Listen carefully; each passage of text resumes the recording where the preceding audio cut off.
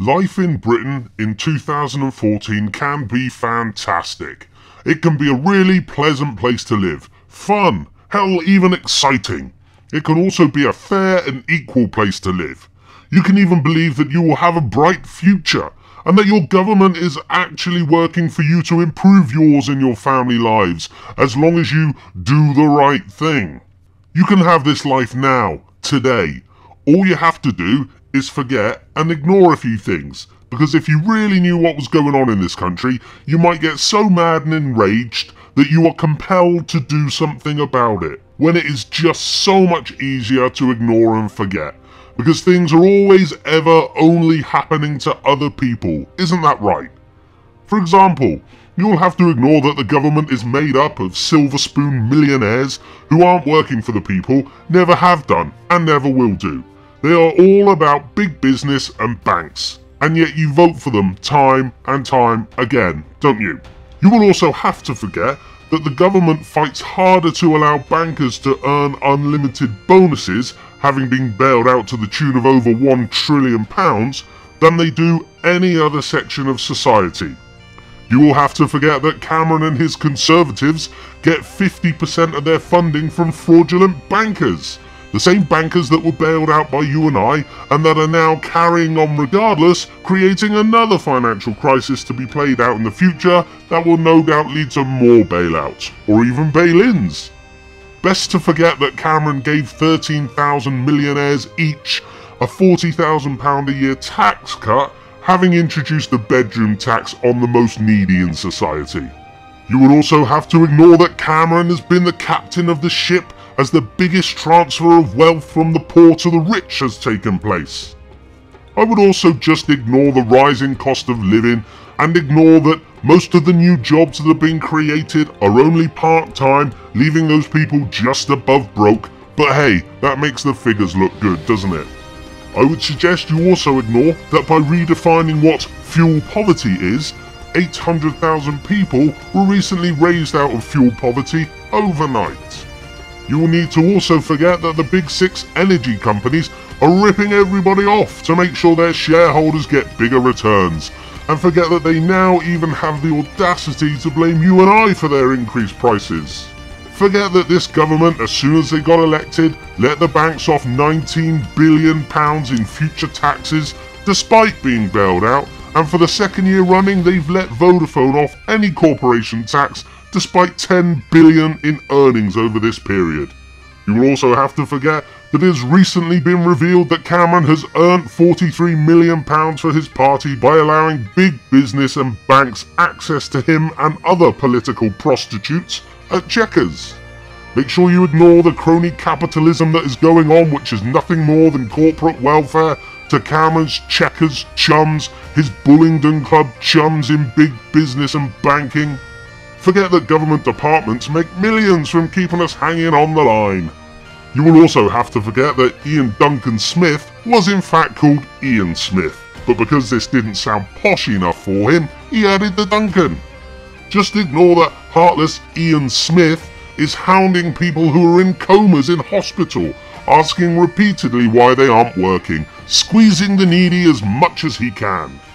Please, for Ian Smith's sake, forget that as a direct result of the bedroom tax, people are committing suicide almost weekly because they're losing only a few pounds a week. That's how much it's hitting them, but forget that.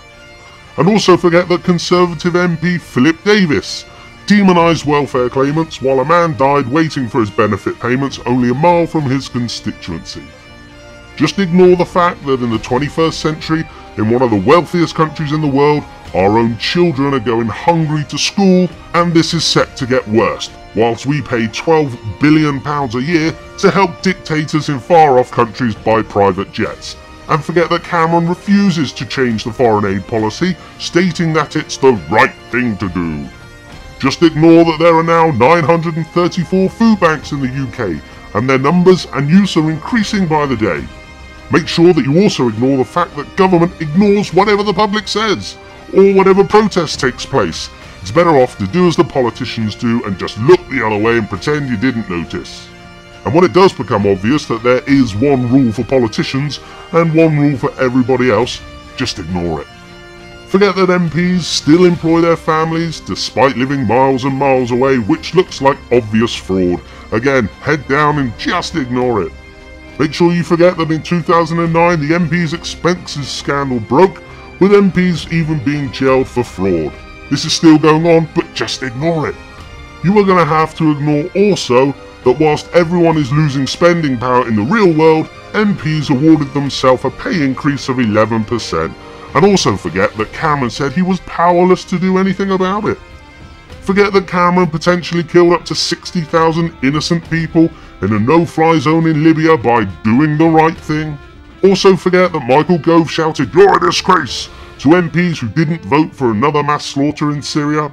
Just forget that the UK recently announced they spent $4 billion on massing a drone army to kill more innocent people in far-off lands. And when the next terror attack happens in the UK, just forget the years of bombing that we've done in their country and just shout and scream that something must be done, we must retaliate. Just forget that GCHQ has been spying on every email, call, text message, web search that you've made over the last decade or so, claiming that they need it to keep us safe from Al-Qaeda. And forget that this is the same Al-Qaeda that we supported in Libya and that Cameron and Gove wanted to support in Syria. Just forget that Peter Powell was running a terror training drill on 7/7 that envisaged the same scenario that was actually taking place, the exact same bombs going off at the exact same times, on the exact same trains and the exact same bus, as what actually occurred that morning. And the most peculiar thing was we based our scenario on the simultaneous attacks on the Underground and mainline station. So we had to suddenly switch an exercise from fictional to real. And one of the first things is, get that bureau number. When you have a list of people missing, tell them. And it took a long time. Just to get this right, you were actually working today on an exercise that envisioned virtually this scenario. Almost precise. And also forget that the head of the alleged Al-Qaeda plot on 7/7, Haroon Rashid Aswat, was being protected by MI6 after the bombings. Now his assistant was a guy named Aswat. Haroon Rashid Aswat. Aswat, who they picked up. Aswat is believed to be the mastermind of all the bombings in London. From on the 7/7 and 7/21, this is the guy, we think. This is the guy, and what's really embarrassing is that the entire British police are out chasing him, and one wing of the British government, MI6, or the British Secret Service, has been hiding him. In order to think that Cameron will give us a referendum on the EU, you need to forget that he has already given us a cast-iron guarantee of a referendum and then gone back on his word. Just forget that.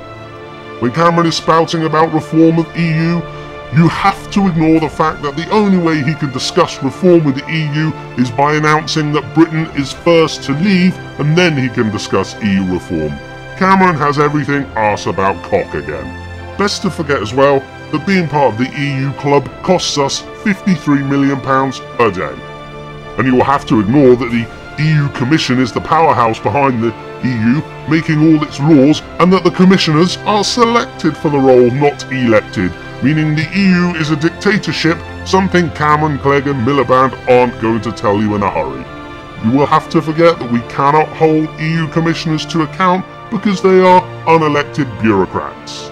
You will also need to ignore that the EU Parliament is merely ceremonial, as the Commission ignores what it votes up or what it votes down, and the Commission forces laws through even if 100% of the Parliament voted against said law. Also ignore that despite supposedly being a sovereign country, 75% of our laws are dictated to us by unelected bureaucrats in the EU Commission. And now we find we have a European Commission, unelected by the people, unremovable, and they are the government of Europe. Most of the laws that are made in your country every year come directly from those unelected European commissioners. You see what I mean?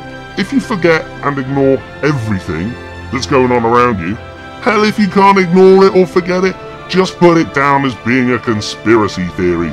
That way, you can close your mind completely to what is actually going on around you, because this stuff only ever happens to other people, doesn't it?